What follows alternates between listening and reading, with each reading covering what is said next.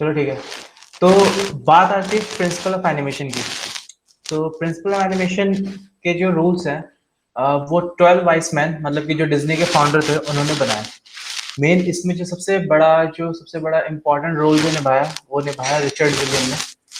Richard William ने उनसे सीख के 12 वाइस मैन ने तो प्रिंसिपल बनाए थे, बट रिचर्ड विलियम ने 34-35 साल, ऑलमोस्ट 34-35 ईयर्स उसने डिज्नी में जब काम करा, उसके बाद उसने प्रिंसिपल समझ में आया उसको। क्योंकि उससे पहले जो थी प्रिंसिपल ऐसे कोई पर्टिकुलर डिफाइन नहीं थे। 2008 तक आपके पास कोई प्रिंसिपल की प्रॉपर बुक ही नहीं थी, नहीं प्रॉपर प्रिंसिपल कोई फॉर्मेट था। तो इधर को क्रेडिट मिलेगी किस नहीं, 12 प्रिंसिपल है जो इसके अकॉर्डिंग एनिमेटेड सर्वाइवल किट बनी है। अभी मैं एनिमेटेड सर्वाइवल किट को दिखाऊंगा। बट 8 से हमारे पास प्रॉपर बुक आ गई थी जिसमें हम लोग प्रॉपर एनिमेशन प्रिंसिपल्स के बारे में हम लोग जानते हैं। तो बेसिकली प्रिंसिपल ऑफ एनिमेशन क्या है कि प्लानिंग है सीन की, कि आप कोई भी चीज बनाते हो या एनिमेट करते हो, तो उसके प्रॉपरली प्रिंसिपल क्या है, कैसे है। सबसे पहली चीज जो है समझने वाली, तो animation it's all about timing और स्पेसिंग। टाइमिंग और स्पेसिंग की अगर मैं बात कर रहा हूँ, तो मतलब कि आपके फ्रेम रेट कितने, आप जब वॉक करते हो, आप बैठते हो, उठते हो, आपकी बॉडी कितना टाइम पीरियड लेती है किसी चीज को करने के लिए, आप मूव करने के लिए हेड स्विंग करते हो, बातचीत करते हो, कैसे हाथ को फ्लो करते हो, कहाँ पे पॉज लेते हो, कहाँ पे रिलीज करते हो। ये एक ऐसा एग्जाम्पल है, अगर आपको टाइमिंग और स्पेसिंग समझ में आ गया तो आप एनिमेशन के मास्टर बन गए। और ये सबसे टफ चीज है, टाइमिंग और स्पेसिंग। क्योंकि आप नेचुरली जो चीज करते हो, बट उसको ऑब्जर्व करके बनाना, ये सबसे बड़ा चैलेंज है। ठीक है, तो प्रिंसिपल के ऊपर आते हैं, प्रिंसिपल्स की जो बात करते हैं, तो प्रिंसिपल्स हमारे पास 12 डिफरेंट टाइप के प्रिंसिपल्स हैं। स्क्वाश और stretch, anticipation, staging, straight ahead versus pose to pose, और फॉलो थ्रू या overlapping, slow in, slow out, arcs, second reaction, timing, acceleration, solid drawing और अपील। बात आती है स्क्वाश और स्ट्रेच की। स्क्वाश और स्ट्रेच सबसे पहला प्रिंसिपल है जो कि बहुत सारी एनिमेटेड मूवीज में आप लोगों ने देखा होगा। चाहे वो लूनी ट्यून्स हो, चाहे वो आपका टॉम एंड जेरी हो, चाहे वो आपका डिज्नी की मूवीज हो, सारी मूवीज में ये प्रिंसिपल जो है काफी ज्यादा इस्तेमाल हुआ है। बेसिकली स्क्वाश और स्ट्रेच क्या है? स्क्वाश और स्ट्रेच बेसिकली इल्यूजन क्रिएट करता है किसी भी ऑब्जेक्ट के वेट का जब वो मूव करता है। आपकी बॉडी टाइप है, आपके बॉडी स्ट्रक्चर है, हर एक पर्सन की बॉडी वेट अलग होगा, और उस बॉडी वेट के अकॉर्डिंग हर एक पर्सन का जो मूवमेंट होगा, उसकी जो बॉडी स्ट्रेंथ होगी या फ्लेक्सिबिलिटी होगी, वो चेंज हो जाती है। ठीक है, तो इसका बहुत एक एग्जांपल है बॉल का, कि जब आप कोई नॉर्मल बॉल को बाउंस करते हो, अगर आप काफ़ी हैवी बॉल को, आप लोहे की अगर बॉल को गिराओगे तो उसमें बाउंस नहीं होगा, उसके अंदर कोई चेंज नहीं होगा। लेकिन अगर आप किसी पिंग पोंग बॉल को उछालोगे, मतलब कि जो रबर वाली बॉल होती है, उसमें एक हल्का सा स्ट्रेचनेस आती है, जब वेट उस पर नीचे पड़ता है तो हल्की सी वो स्क्वाश होती है, और जब वापस अपनी शेप में आने के लिए होता है तो उससे पहले वो स्ट्रेच होती है। ठीक है, इसी जैसे अनदर एग्जांपल है। अरे तो इसमें और नहीं चले गए? नहीं, कोई बात नहीं, मैं इसमें दिखा देता हूँ।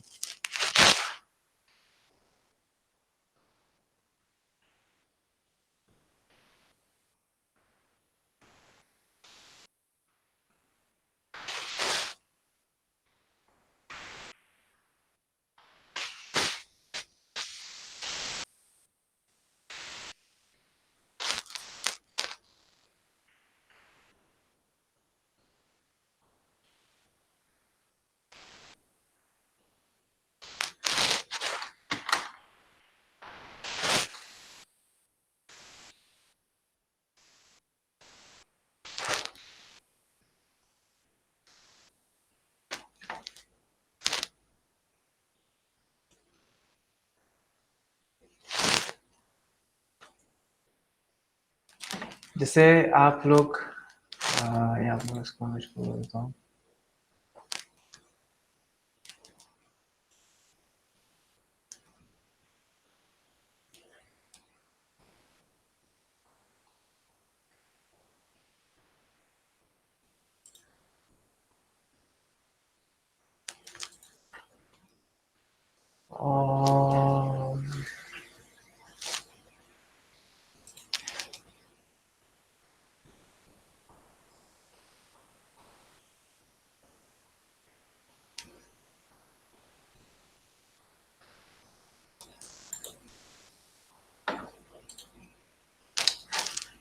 तो जैसे यहाँ पर देख रहे हो, किसी बॉल, जब कोई बॉल ऊपर से जंप होती है, ऊपर से जब उस एरिया गिरता है उसका, जब वो गिरती है तो नीचे आके वो फ्लैट होती है, स्ट्रेच होती है। जैसे आपने बहुत सारे एनिमेटेड मूवीज में देखा होगा कि जब आप किसी कैरेक्टर को बहुत हाइट से जंप करता है, गिरता है, तो वो फ्लैट हो जाता है, स्ट्रेच होता है, क्योंकि प्रेशर उस पर इतना आ जाता है कि वो पूरा फ्लैट हो जाता है। लेकिन जब वो वापस सीधा खड़ा होता है तो वो स्ट्रेच, अपनी बॉडी को स्ट्रेच कर, ताकि वो उसकी बॉडी जो है प्रॉपर सही फॉर्मेट में आ जाए। इससे आपके इस एनिमेशन से क्या पता चलता है, इस प्रिंसिपल से क्या है कि बेसिकली प्रिंसिपल डिफाइन करता है आपके कैरेक्टर का वेट, आपके कैरेक्टर का वेट कैसा है। जैसे मुझे लगता है वीडियोस निकालनी पड़ेगी। ओके,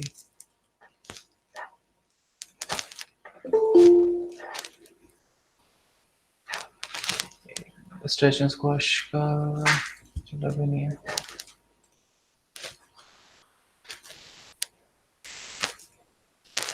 अभी नहीं, बाद में नेक्स्ट क्लास में दिखाऊंगा वीडियोस। ठीक है, तो ये तो हुआ फर्स्ट एग्जांपल जिसमें बॉडी पे डिफाइन करने के लिए आप फर्स्ट प्रिंसिपल को यहाँ पे इस्तेमाल करते हो। ठीक है, अगली चीज जो आती है, अगला जो एग्जांपल आता है वो आता है एंटिसिपेशन। अब बेसिकली एंटिसिपेशन का क्या काम है, एंटिसिपेशन क्या करता है कि आपके कैरेक्टर को या आपका जो भी एनिमेशन है वो, उसकी प्री पोजिशन क्या है, किसी भी चीज को करने से पहले उसका फर्स्ट पोजिशन वो क्या लेता है, ये एंटिसिपेशन कहलाता है। सपोज मुझे किसी को पंच मारना है तो मैं अपने हाथ को लेके पहले बहुत पीछे जाऊंगा, वहां थोड़ी देर होल्ड करूंगा, जो होल्ड है वहां पे वो एंटिसिपेशन है। फॉर एग्जाम्पल जैसे यहाँ पे ये बॉलर का है कि बॉलर पहले अपने हाथ को पूरी ताकत से पीछे लेता है और उसके बाद वो थ्रो करता है। सेम ऐसे कई बार आप बहुत सारे एनिमेशन से आप देखा होगा, टॉम एंड जेरी का एनिमेशन कई बार होता है कि अगर वो हथौड़ा मारना होता है उसको, तो वो अपने हाथ को प्रॉपरली पीछे लेके जाता है, रुक जाता है, उसके बाद पूरी ताकत उस पर हथौड़े पे जमाता है। अगर ये चीज आप नॉर्मली देखोगे तो नॉर्मली आपको इतना पता नहीं चलेगा। देखो, हमेशा एक चीज का ध्यान रखना, जब आप एनिमेशन करते हो तो हमेशा चीजें उसमें एक्सट्रीम लेवल पे होती हैं। कभी भी, जैसे अभी क्या है कि यहाँ पे जो पर्सन है, अभी तो चलो ठीक है, ये एंटिसिपेशन ले रहा है, ये थ्रो कर रहा है, ओके। लेकिन आप इसको जब ड्रॉ करोगे, इसकी पोजिंग को जब ड्रॉ करोगे, तो ड्राइंग में ये चीज इतनी अपीलिंग नहीं लगती। इसके लिए जरूरी होता है कि आप जब एंटिसिपेशन बनाते हो या आप कोई भी एग्जरेशन करते हो, एनिमेशन और कोई भी पोज बनाते हो, तो उसको एक्सट्रीम लेवल पे लेके जाओ, तभी वो अपील होगी। जैसे हम लोग एक्सप्रेशंस की बात करें तो एक्सप्रेशन में जब तक हम उसको बहुत ज्यादा रोते हुए नहीं दिखाएंगे तो मजा नहीं आएगा, बहुत ज्यादा हंसते हुए नहीं दिखाएंगे तो मजा नहीं आएगा। तो दोनों चीजें में फर्क होता है, आपकी नॉर्मल ड्राइंग और आपको चीजें एग्जरेट करके दिखाना, वो चीज अलग होगी। तो ये तो एंटिसिपेशन, किसी भी मूवमेंट को करने से पहले जो आप मूवमेंट लेते हो, जो आप पावर लेते हो, उस पोज को हम लोग एंटिसिपेशन कहते हैं। ठीक, तीसरा आता है स्टेजिंग। अभी इसके मैं थोड़े वीडियोस वगैरह दिखाऊंगा, तो मैं थोड़ा सा फास्ट लेके चल रहा हूँ चीजें। स्टेजिंग बेसिकली क्या है, स्टेजिंग आपके इन्वायरमेंट को या आपके जो भी कैरेक्टर है उसके बारे में रिवील करता है कि उसका एटीट्यूड क्या है, उसका मूड क्या है, रिएक्शन या फिर आइडिया, आपके कैरेक्टर की जो स्टोरी लाइन है वो क्या है। बेसिकली इसका मेन जो है कैमरा एंगल्स जो है वो काफी हद तक चीजों को कंट्रोल करते हैं कि आप किस टाइप से आप अपने कैरेक्टर को दिखाना चाहते हो। सपोज आप फॉर एग्जांपल आप स्नो वाइट की स्टोरी ले लो, डिज्नी स्नो वाइट की ले लो, और एक तरफ लो स्पाइडरमैन एनिमेटेड सीरीज को। अब स्नो वाइट के एंगल में या स्नो वाइट के लुक में स्पाइडरमैन अच्छा नहीं लगेगा, या स्पाइडरमैन के लुक में स्नो वाइट की स्टोरी जो है अच्छी नहीं लगेगी। तो दोनों का कैमरा एंगल, मूड बहुत ज्यादा इंपॉर्टेंट है। जब तुम लोग एनिमे वगैरह देखते हो तो जैसे अगर तुम, जैसे टोक्यो गूल जैसा एनिमेशन है, या फिर आपका वो डेथ नोट हो गया, इस टाइप के, तो उसके चारों तरफ स्टेजिंग इस टाइप से कि काफी डार्कनेस 24 घंटे रहती है। वो क्या इस वो करती है कि आपकी जो स्टोरी लाइन है वो काफी ज्यादा डार्क है। बट इसके अपोज अगर मैं साकामोटो ले लूँ, या फिर मैं कोई और इसके अलावा और कोई एनिमेशन ले लूँ, जैसे जीटीओ हो गया या फिर ड्रैगन बॉल हो गया, तो उसके ब्राइटनेस जो है, कलर कंट्रास्ट जो है अलग है। तो दोनों चीजें बहुत डिफरेंट होती है, बहुत अलग वेरिएशन है। जब आप किसी चीज को बनाते हो या फिर आप जब उसकी प्लान आउट करते हो तो स्टेजिंग बहुत काम करती है। इवन आपके स्टोरी बोर्डिंग में, स्टोरी बोर्डिंग में जैसे होता है, स्टेजिंग बहुत मैटर करती है। सेम ऐसे आपके जो कैरेक्टर का सेंटर है, आपके कैरेक्टर किस टाइप का एटीट्यूड है, उसका नेचर है, उसको डिफाइन करने के लिए स्टेजिंग जो है एनिमेशन में बहुत ज़्यादा काम करती है। आगे बढ़ते हैं, straight ahead pose to pose. इसको थोड़ा सा मैं बैक लेता हूँ, क्योंकि पहले ये 3 चीज़ आप प्रॉपर्ली समझ लो। इसके लिए मैं क्या करता हूँ कि एक मिनट इसको स्टॉप कर रहा हूँ और आपको मैं साथ साथ एक्सप्लेन करता चलूँगा। 1 मिनट देना मुझे, इसको बंद कर रहा हूँ।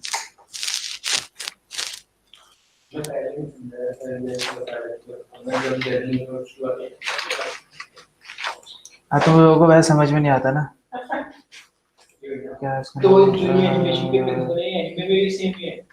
हाँ, एनिमेशन प्रिंसिपल सब जगह सेम है, वो all over world wide same ही चलेगा। लिमिट में दिखाना तुम लोगों को मुझे अभी मेरे पास एनिमेशन के वीडियोस हैं, बट मैं अभी डाउनलोड नहीं करी हुई, मेरे पास लिंक है एक्चुअली। रिचर्ड विलियम की जो एनिमेटर सर्वाइवल किट है, animator survival kit one of the best book है एनिमेटर्स के लिए।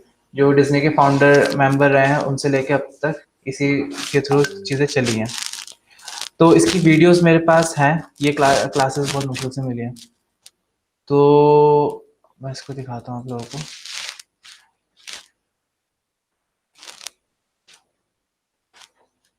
Admit.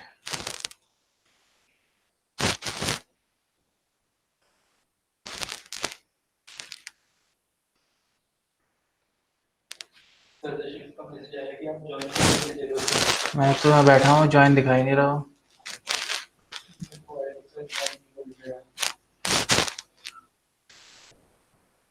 ये आ गया एडमिट एडमिट।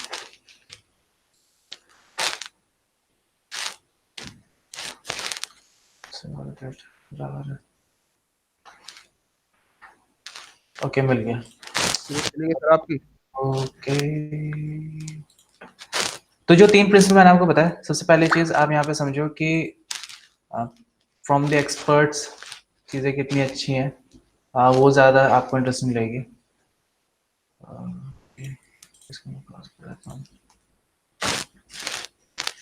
और इससे तुम्हें बहुत चीज़ें सीखने को मिलेगी।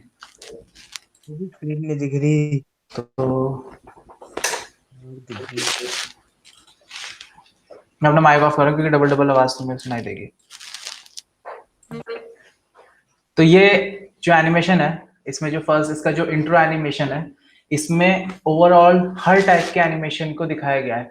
आपके कार्टून एनिमेशन से लेके क्लासिकल एनिमेशन, मेंस के एनिमेशन, 3D एनिमेशन, ओवरऑल सारा एनिमेशन अकेले बंदे ने बनाया है। और ये बहुत सबसे टफ चीज जो है एनिमेशन के अंदर वो है वॉक साइकिल, और उसने इन सारे कैरेक्टर को वॉक साइकिल दी है। आप इसको देखना और बताना कैसा है, ठीक है।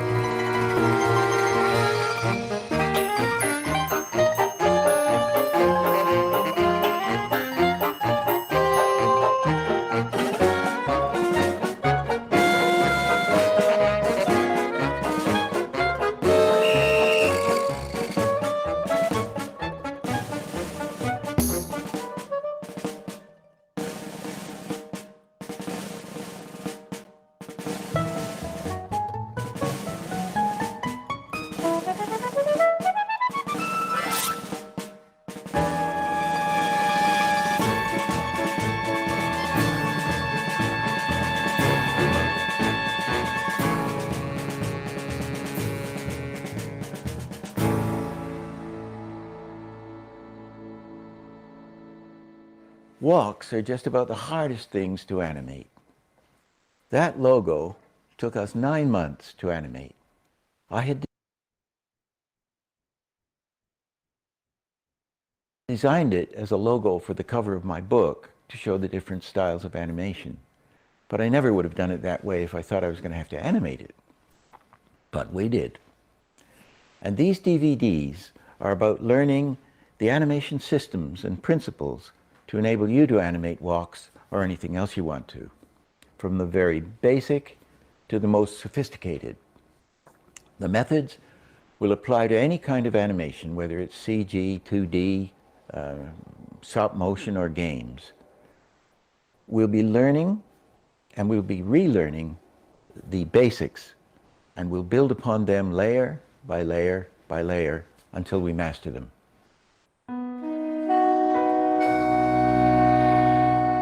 I think there are two kinds of animation, aren't there? There's the first thing any student does, and then you can't stand it anymore. However interesting it is, you just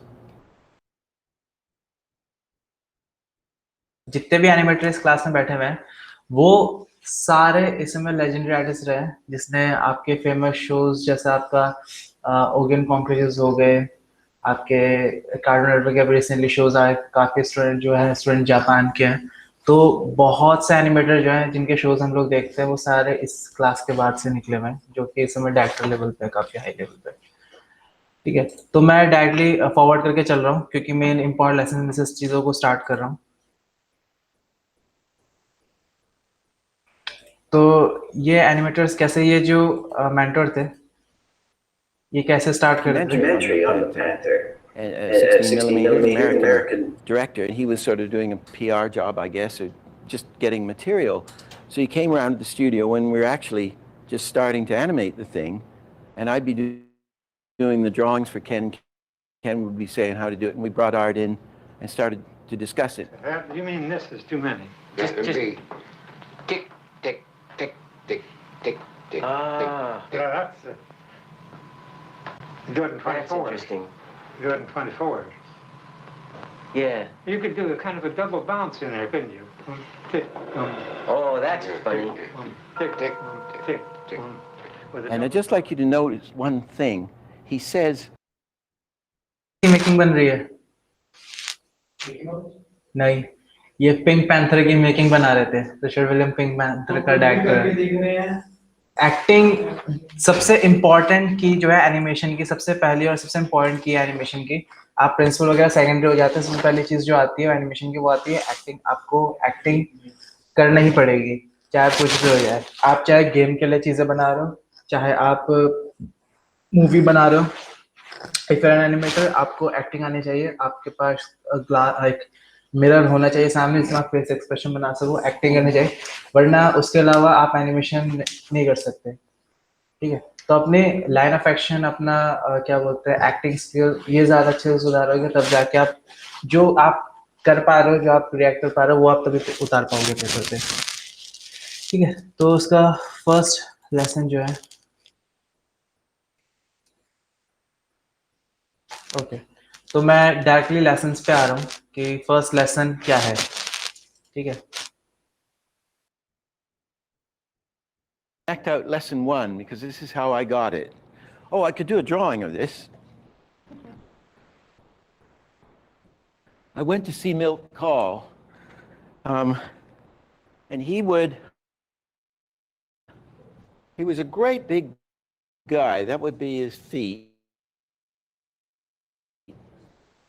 He had incredible concentration. His muscle had a big chin. Well, this is very much like him. This is him. And he had his brains at the end of his pencil, his hand. And he always worked with short pens. He seemed to always have a,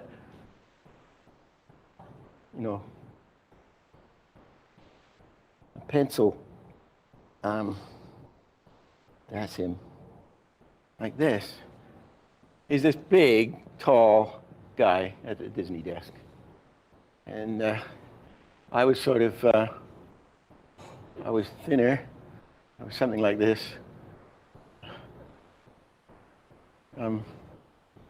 Excuse me.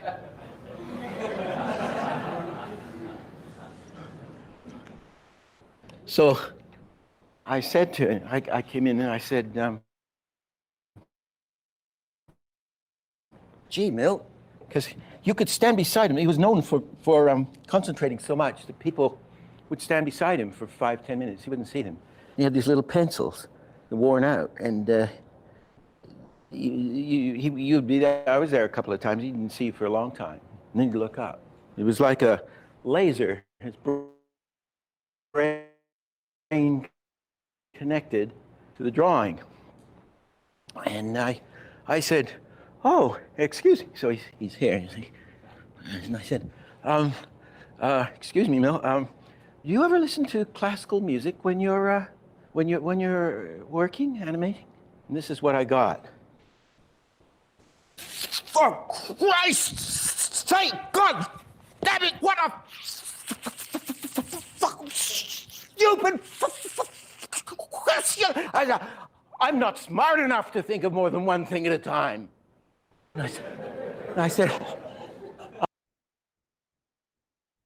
वो बकना चाह रहा था, वो डांटना चाह रहा था, but सबसे पहला रूल एनिमेशन में पहली चीज, सबसे पहला लेसन जो सब लोग के लिए इम्पोर्टेंट है, सबसे पहली चीज है कि जब भी आप एनिमेशन करने बैठो या कोई भी काम करने बैठते हो, अनप्लग योरसेल्फ, कान से म्यूजिक हटा दो। आप एक टाइम पे एक ही चीज कर सकते हो, या तो आप कॉन्सेंट्रेट कर सकते हो या तो आप गाने सुन सकते हो। एक टाइम पे दो चीज कभी नहीं कर सकते। अगर दो चीज करने बैठोगे तो कहानी खत्म, आपका कॉन्सेंट्रेशन हमेशा खराब हो जाएगा। इसलिए जो फाउंडर आर्टिस्ट है हमेशा उनके एनिमेशन इतने स्ट्रांग होते थे क्योंकि वो कभी कुछ नहीं सुनते थे, कॉन्सेंट्रेट एक ही चीज पे होता था। ये सबसे पहला लेसन है। इसी तरह जब बहुत सारे लेसन्स जब आप आगे बढ़ते हो तो मेनली जो मुझे लेसन आपको दिखाना है, timing, spacing,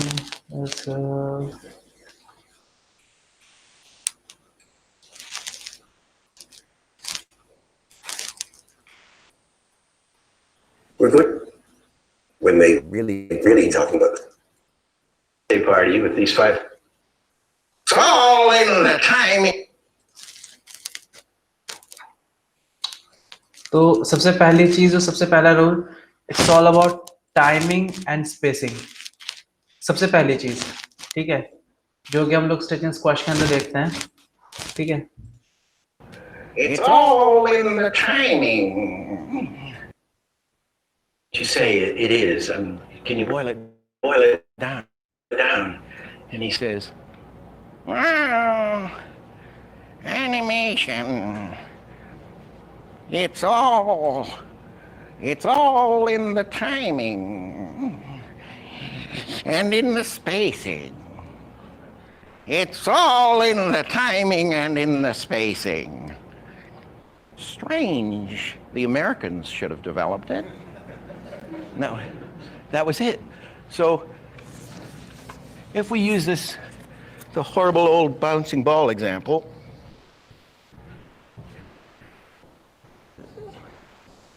well, first, we're going to have the ball hit here, here, here, here, and here. So this is.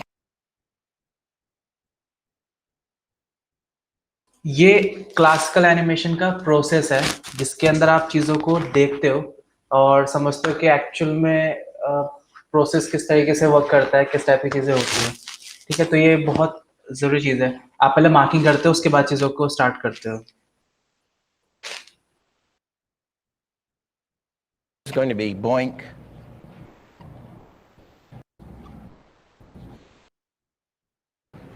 Okay. I mean, this is such an obvious old thing, but I don't think do this in red. That is the timing.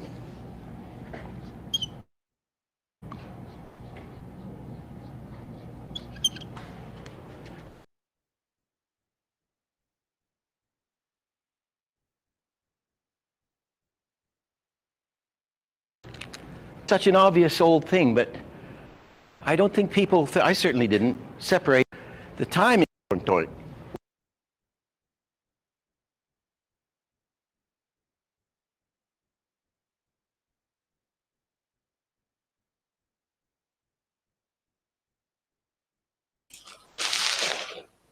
कोई internet का problem आ रहा। तो timing और spacing की बात करते हैं, stretch and squash की बात कर रहे हैं, तो स्ट्रेच और स्क्वैश भी सबसे बड़ा एग्जांपल है टाइमिंग स्पेसिंग का। अब टाइमिंग क्या है कि आपकी कोई भी चीज, जैसे सपोज एक गाड़ी है, एक गाड़ी दूसरी जगह पे कितनी स्पीड से जा रही है, उसके साथ साथ आपने कोई चीज फेंकी, सपोज जब आप किसी बॉल को ऊपर की तरफ फेंकते हो, क्रिकेट सभी खेलते होंगे, जब बॉल को आप ऊपर की तरफ फेंकते हो तो स्टार्टिंग वो स्पीड में जाती है, बट एक पॉइंट पर आके वो स्लो होके रुकती है और फिर वापस आनी शुरू होती है। तो जहाँ पे वो स्लो होती है और वहां से जो वापस आती है, वहां पे इसका पैटर्न जो है चेंज जाता है, वेट चेंज जाता है। सिमिलरली अगर आप कोई हैवी चीज फेंकते हो हवा में, आप कोई हैवी चीज फेंकते हो तो उसकी डिस्टेंस उतनी दूर नहीं होगी जितनी आपकी बॉल की डिस्टेंस होगी। तो ये सब है टाइमिंग और स्पेसिंग का खेल, कि बॉडी वेट के अकॉर्डिंग जो आपकी टाइमिंग और स्पेसिंग के साथ चेंज होती है, वो सब चीज़ों में फॉर्मेट में चेंज जाती है। आई डोंट थिंक नेट कुछ प्रॉब्लम कर रहा है, तो 3D बन गया। ये मतलब इंसेप्शन नहीं करी, मतलब वही ना, अभी थोड़ा ओल्ड स्कूल होता ना तो तू सीधे बोलता अरे मैट्रिक्स।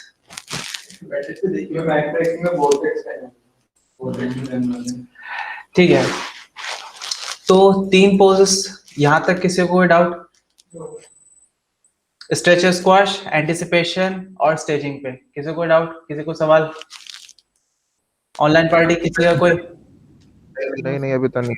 ठीक है, बहुत सिंपल लैंग्वेज में बता रहा हूँ। अब बात आती है आपके अगले एनिमेशन की, वो है straight ahead versus post to post. अब straight ahead post to post में क्या है, बेसिकली आप सरल भाषा में समझो, स्ट्रेट अहेड एनिमेशन होता है जो कि आप डायरेक्टली एक तरफ से करना शुरू करते हो। पोस्ट टू पोस्ट जो होता है वो प्लान एनिमेशन होता है, उसमें आप पहले फ्रेम की फ्रेम्स बनाते हो, फिर पासिंग पोस्ट बनाते हो, उसके बाद आप इन बिटवीन बनाते हो, तो प्रॉपर पोस्ट में होता है। लेकिन स्ट्रेट हेड में क्या होता है कि स्ट्रेट हेड आप एक तरह से शुरू होता है एनिमेशन करना और आप लगातार उसको एनिमेट करते जाते हो। अब दोनों में क्या है कि दोनों की रिक्वायरमेंट और दोनों की नीड जो है वो अलग अलग हो जाती है। सपोज आपको कोई एनिमेशन करना है, जैसे आपको किसी की वॉक साइकिल बनानी है, आपको किसी को नॉर्मली चलते हुए दिखाना है, तो आप उसके लिए क्या कर सकते हो, पोस्ट टू पोस्ट करा सकते हो। पोस्ट टू पोस्ट सटीक होता है, प्लान्ड होता है, और प्रॉपर प्लानिंग के साथ चीजों को आराम से आप कर सकते हो। सब अगर मुझे वॉक साइकिल बनानी है तो सबसे पहले जो उसमें सबसे इंपॉर्टेंट चीज जो होती है वो होते हैं की फ्रेम्स। की ड्राइंग्स जो होती है सबसे मेन फ्रेम्स होते हैं। की फ्रेम्स बनने के बाद आपके पासिंग पोज होते हैं, उनकी फ्रेम के बीच में पासिंग पोज होता है, और पासिंग पोज और की फ्रेम के बीच में इन बिटवीन्स होते हैं जो कि उस एनिमेशन को स्मूथ बनाते हैं। अब स्ट्रेट अहेड कहाँ पे बेटर होता है, जैसे आप फ्लेम्स बना रहे हो या फ्लैग रोटेशन बना रहे हो या विंड चलते हो, जिसका कोई प्रॉपर शेप नहीं है, ना ही फॉर्मेट है, आप वहां पे स्ट्रेट अहेड एनिमेशन आराम से यूज कर सकते हो। पोस्ट टू पोस्ट आप बेसिकली आप जो ये एनिमेशन करते हो, नॉर्मल प्लान एनिमेशन जो होते हैं जिसमें आप प्रॉपर्ली एनिमेशन एनिमेटिक्स बनाते हो, तो बेसिकली एनिमेटिक्स जो होते हैं वो की फ्रेम से ही बनते हैं। तो आज दोनों की रिक्वायरमेंट अलग अलग है, कुछ लोग प्रेफर करते हैं स्ट्रेट अहेड, कुछ लोग प्रेफर करते हैं pose to pose, but depend करता है कि आपकी रिक्वायरमेंट कैसी है, उसके हिसाब से आप एनिमेशन प्रोसेस को चेंज कर सकते हो। ठीक, अगला आता है फॉलो थ्रू ओवरलैपिंग। यार बिना एग्जांपल के मजा नहीं आता।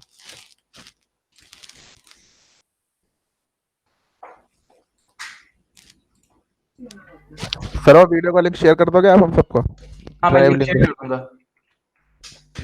ठीक है।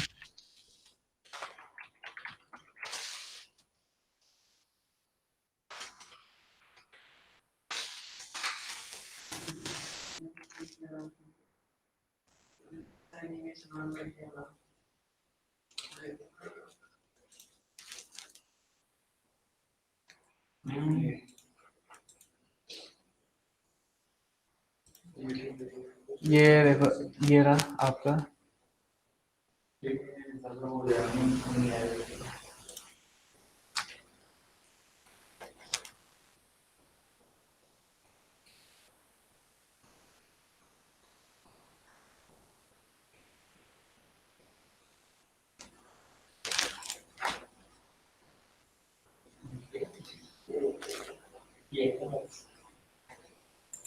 हाँ तो इसमें दोनों के एग्जाम्पल एक साथ है ना। बेसिकली इसमें तो 12 स्टाइल एक साथ आ रहे हैं, बट एक्सप्लेन करने के लिए अच्छा है ये। जैसे शील्ड स्टेप, ठीक है, जैसे इसमें एनिमेशन है, तो ये एनिमेशन है आपका स्ट्रेट अहेड। इसमें क्या है कि इसमें कोई पर्टिकुलर शेप नहीं है, कोई एरिया नहीं है, लेकिन इसमें क्या है कि आप प्रॉपर्टीज को डायरेक्टली एनिमेट कर सकते हो। बट जैसे ये वाला एनिमेशन है, जो कैरेक्टर का एनिमेशन है, इसमें क्या है कि इसमें अलग फ्रेम्स को बनाया गया, प्लान करे गए कि कहाँ तक उसका जो मार्शमैलो कितनी दूर तक आएगा, वापस वो कितना बैक पर आएगा, उसका जो शैडो है कितनी पड़ेगी, कितना एरिया उसका दिखेगा। तो सब चीज़ें प्लान आउट होती है। जब चीज़ें प्लान आउट होती है तो आपके एनिमेशन ऐसा जो है आराम से बन जाता है। इसी के साथ साथ जैसे मैं कुछ अगर एक और एग्जांपल बोलूँ,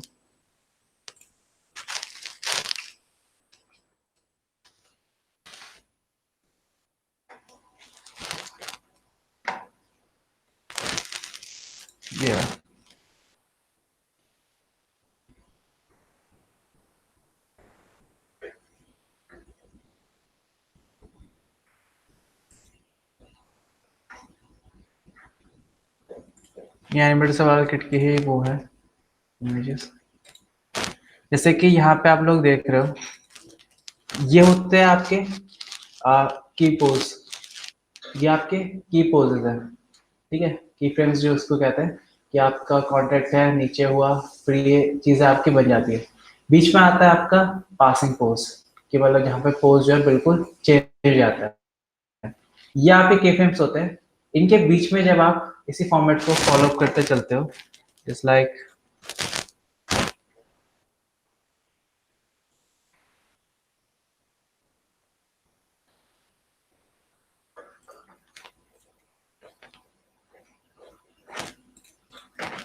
जैसे आप यहाँ पे इतनी सारी रफ ड्राइंग्स देख रहे हो, ये जो रफ ड्राइंग्स है ये सारी इन बिटवीन है। तो आप पहले की फ्रेम्स को बनाते हो, तो ये डार्क वाला ये फर्स्ट की फ्रेम है, ये सेकंड की फ्रेम है और ये थर्ड की फ्रेम है। लेकिन इसके बीच में क्या है, सारे इन बिटवीन है। जैसे यहाँ पर है कि एक बंदा देखता है, वेट को पकड़ता है, फिर उसको उठाने की कोशिश करता है, तो ये आपके की फ्रेम्स हो गए। इनके बीच में जो आप ड्राइंग बनाओगे वो आपके इन बिटवीन होते हैं। ये एनिमेशन को क्या करता है, स्मूथ करने की कोशिश करता है। तो ये आपका हो गया pose to pose. Straight ahead का मैंने एग्जांपल आपको दे दिया, फ्लेम जैसे आप प्ले करोगे तो फ्लेम्स का एनिमेशन जो होता है वो आपका स्ट्रेट एड एनिमेशन हो जाता है। अगला आता है आपका, अगर डाउट होगा तो पीछे रोक के पूछ लेना, ठीक है। अब ये वाला जो है ये थोड़ा सा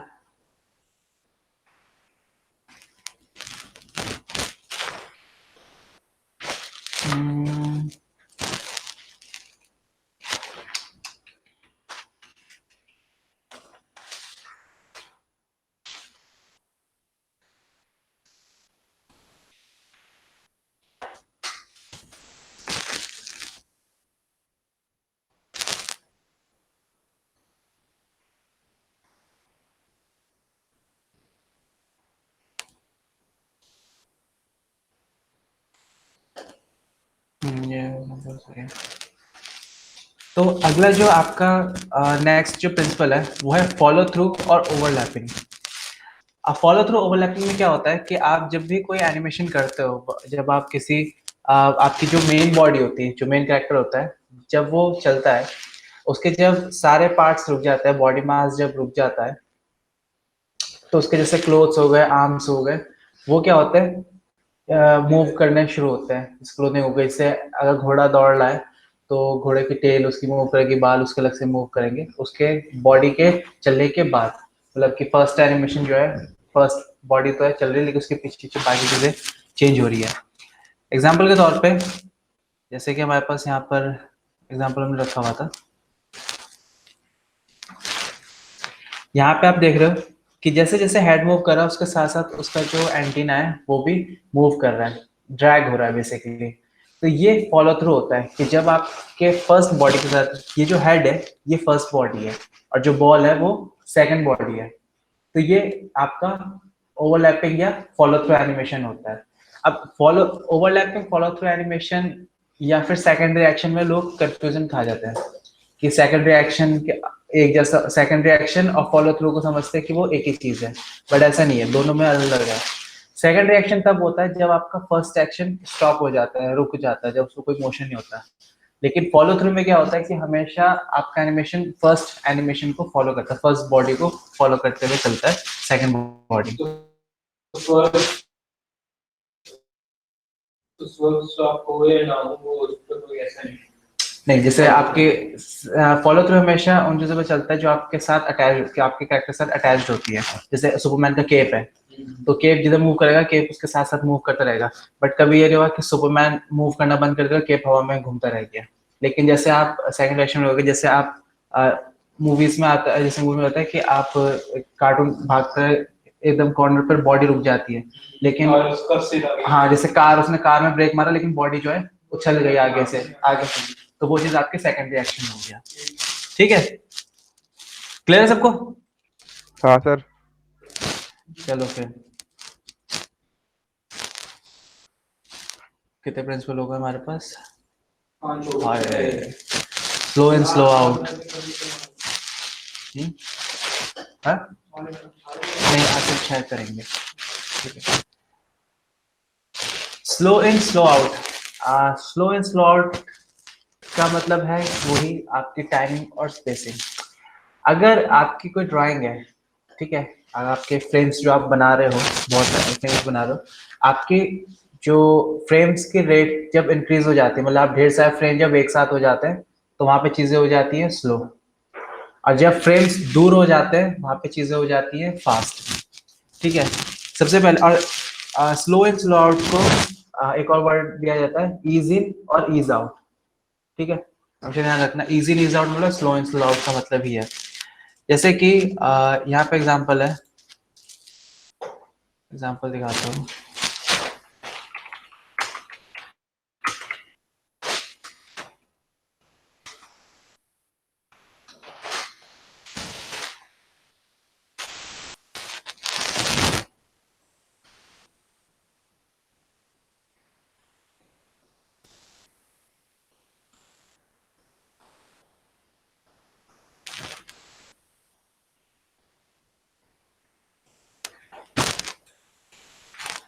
अब जैसे यहाँ पे आपको एक दो कार्स की इमेज दिख रही है, दोनों की टाइमिंग जो है वो सेम है, बट इनके बीच में स्पेसिंग जो है चेंज आ रही है। फर्स्ट कार है वो पहले फास्ट हो रही है फिर स्लो हो रही है, बट नीचे वाली कार जो है नॉर्मल चल रही है। तो यही पे सबसे बड़ा डिफरेंस आता है, जब कार को मुझे स्लो करना है, मतलब फर्स्ट वाले जब मुझे कार को स्लो करना है तो उसे स्टार्ट स्लोली, लेकिन उसके बाद बीच में फास्ट हुई, उसके बाद स्लो हो गई। जैसे अगर मुझे इसको फास्ट करना है तो मैं फ्रेम्स को क्या कर दूंगा, इसके कम कर दूंगा, उनके बीच में गैप जो होगा, स्पेसिंग जो होगी बहुत ज्यादा इंक्रीज कर दूंगा। जैसे सपोज मैं अगर ड्राइंग के बीच में मैं रख रहा हूँ एक फ्रेम के बाद में एक एक फ्रेम का गैप छोड़ते हुए चल रहा हूँ, तो अगर मुझे फास्ट करना होगा तो वहां पे मैं दो दो फ्रेम का गैप छोड़ते हुए चलूंगा, तो मेरी चीजें जो एनिमेशन होगा वो फास्ट हो जाएगा। लेकिन अगर मुझे उसको स्लो करना है तो मैं वहां पे फ्रेम को कम करते चले जाऊंगा। ठीक है, फ्रेम को बढ़ाते चले जाऊंगा, मतलब कि जो बीच का जो फ्रेम है दो ले रहा था वहां पे सिंगल लेना शुरू कर दूंगा। तो ये स्लो एंड स्लो आउट का, इससे क्या पता चलता है कि आपका जो कैरेक्टर है कितना फास्ट और कितना स्लो होगा। पहले वाले में क्या था, स्टेचू स्क्वैश में उसका वेट पता चल रहा था, लेकिन इस वाले में क्या पता चल रहा है हमें कि उसकी स्पीड क्या है, कि मतलब कितना तेज है कितना स्लो है, उसके बारे में हमें पता चलेगा। तो हमें याद रखना कि जब आपको स्लो दिखाना चीजें तो आपके फ्रेम्स इंक्रीज हो जाएंगे, जब फास्ट दिखानी चीजें तो आपके फ्रेम्स जो हैं कम हो जाएंगे। ठीक है, लेकिन अगर जैसे हम बात करते हैं 60 एफपीएस वगैरह ऐसे, तो उसमें ज्यादा करते हैं स्मूथिंग के लिए। वो सेकेंडरी चीज है, वो तो फिर आप इन बिटवीन वो एफपीएस के रेट तब आ जाते हैं जब आप किस फॉर्मेट में चीजों को दिखाना चाहते हो। एफपीएस की चीजें वो सेकेंडरी हो जाती है, बस आपका एनिमेशन जो है उसकी टाइमिंग जब सेट हो जाएगी उसके बाद ही आप एफपीएस पे डिपेंड करेगी ना चीजें, जब आप उसकी रेंडर फाइल निकाल के जाओगे। जैसे एक और एग्जांपल आपका ये है, अब यहाँ पे ये अच्छा एग्जांपल इसलिए कि यहाँ पे आपको इन बिटवीन के जो फ्रेम्स है वो भी दिख रहे हैं। अब जैसे ये बॉल है, तो बॉल को ऊपर स्लो करने के लिए यहाँ पे क्या करें कि फ्रेम्स को इंक्रीज, जैसे मैंने एग्जांपल दिया था कि आप जब क्रिकेट खेलते हो बॉल को ऊपर हवा में फेंकोगे तो वो एक पीक पे एक टाइम के बाद जाके स्लो हो जाएगी, तो वहां पे क्या होगा, हमारे फ्रेम्स जो है इंक्रीज हो जाएंगे, बट वो जिस स्पीड से नीचे आएगी वहां पे क्या होंगे, फ्रेम्स कम होते चले जाएंगे जिस स्पीड से वो नीचे आएगी। तो ग्रेविटी का बहुत इंपॉर्टेंट रोल होता है इस चीजों में। जैसे आप चीजों को थ्रो करते हो, हवा में थ्रो करते हो, तो उसकी चीजें टॉप में जाते हैं, चीजें स्लो हो जाती है, एक पीक पॉइंट आता है जहाँ पे चीजें बहुत ज्यादा एकदम स्टॉप आ जाती है, स्टॉप जहाँ पर आ जाता है। उसके बाद जब ग्रेविटी वापस खींचती है तो चीजें बहुत ज्यादा फास्ट आनी शुरू होती है। अब फास्ट उसमें भी डिपेंड करता है कि उसका वेट कितना है। अगर हैवी चीज होगी तो बहुत फास्ट गिरेगी, अगर एकदम हल्की चीज होगी तो धीरे धीरे गिरेगी। जैसे अगर तुम लोग फिजिक्स वाले एग्जाम्पल पढ़े होंगे, फेदर और हैमर को अगर वैक्यूम के अंदर गिराया जाए तो एक ही टाइम पे दोनों गिरेंगे। सेम वही चीज है कि वेट चाहे अलग अलग है, लेकिन उसकी स्पीड भी उस हिसाब से डिपेंड हो जाती है। ठीक है, तो ये आपके 6 प्रिंसिपल थे। पहला प्रिंसिपल वो देखा था स्ट्रेच एंड स्क्वाश, दूसरा प्रिंसिपल देखा एंटिसिपेशन, तीसरा प्रिंसिपल देखा हमने स्टेजिंग, चौथा प्रिंसिपल देखा हमने straight ahead, post to pose, और पांचवा आपका slow in slow out, follow through and overlapping. ठीक है, तो 6 एनिमेशन प्रिंसिपल हम लोगों ने देखे। इसका जो लिंक है मैं आप लोगों को ग्रुप में शेयर कर देता हूँ, उसको डाउनलोड करना, या फिर मैं उससे बेटर मैं पीडीएफ शेयर कर देता हूँ। पीडीएफ पूरी पीडीएफ है, मैं वो दिखा देता हूँ।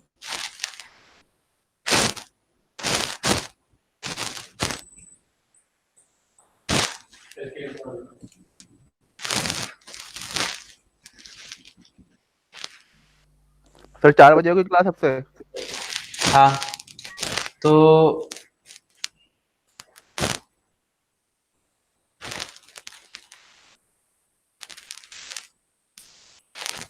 ये एनिमल सर्वाइवल किट की बुक, इसका मार्केट प्राइस बहुत महंगा है। ये अराउंड 3,500 के आसपास की बुक है, 3,500 की। पीडीएफ शेयर कर दो ना पीडीएफ। हाँ, मैं पीडीएफ शेयर कर दूंगा। लेकिन इसमें क्या है, एनिमेशन की हिस्ट्री जो हम लोगों ने पढ़ी थी, एनिमेशन की हिस्ट्री से लेके ये रहा एनिमेशन की जो हमने स्पिन वाला पढ़ा था, उसके बाद से थोमाट्रोप जोट्रोप करके फिर फेस एनिमेशन जो हुआ था ब्लैक बोर्ड वाला, उसके बाद ये वाला एनिमेशन डायनासोर वाला जो हमने कल देखा था। हाँ, उसके बाद ये वापस, तो धीरे धीरे ये सब एनिमेशन प्रिंसिपल्स हम लोगों ने देखे। उसके बाद आपके ड्राइंग प्रिंसिपल कैसे, इसमें एक अच्छी चीज जो है, इसमें सबसे पहली चीज नोटेबल लिखी गई, लेकिन ये उस टाइम पीरियड के हिसाब से जिस टाइम पीरियड में एनिमेशन बनाए गए थे। अब उसमें सबसे पहली चीज जो कही थी, ड्रॉ करना सीखो। ये एक एग्जांपल दे रखा कि ह्यूमन एंड नॉट पे सीखे, लेकिन आता फेस कार्टून का बनाना। तो ये एग्जांपल था कि द ग्रेजुएट, जरूरी ये है कि आप एकदम ड्राइंग करना जानते हैं। जैसे आप बचपन से देखते आ रहे हो, ड्रॉ कर लेते हो चीजें, आपने देखी, आपने चीजें ड्रॉ कर ली। एक होता है ड्राइंग करना, टेक्निक्स जिसको कहते हैं, जो एक्चुअल आर्टिस्टों की टेक्निक्स होती है।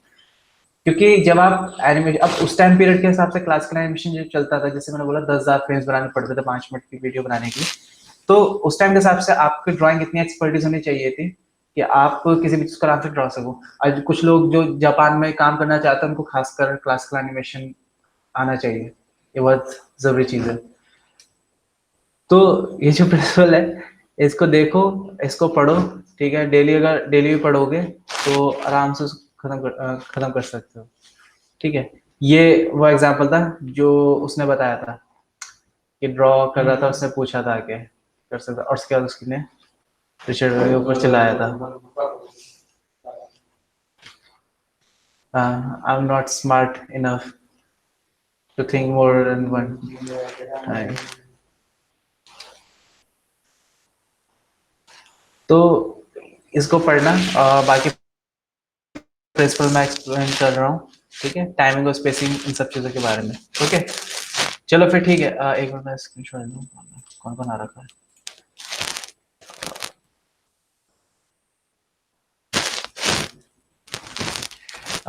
अंकित, ये अंकित कहाँ से आया?